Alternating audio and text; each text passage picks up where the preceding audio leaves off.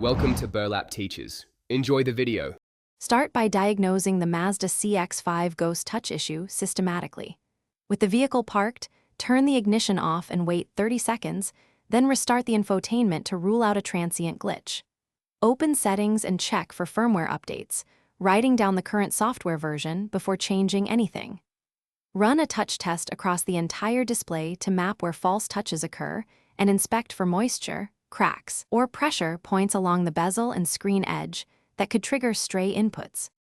If diagnostics point to hardware, perform a careful physical inspection and repair. Use plastic trim tools to remove dash panels, then unbolt the head unit with an 8mm socket while the battery negative is disconnected to avoid shorts.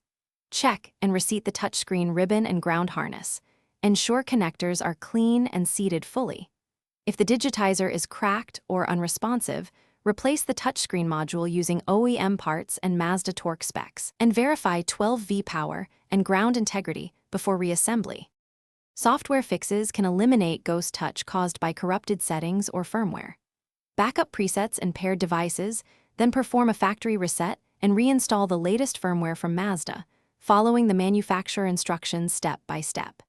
If reflashing is required, disconnect the battery negative for 10 minutes to clear residual power before starting. After software work, run the touchscreen calibration routine, avoid screen protectors that press on edges, and test drive to confirm the ghost touch is resolved over time. Thanks for watching. Consider subscribing if this video helped you.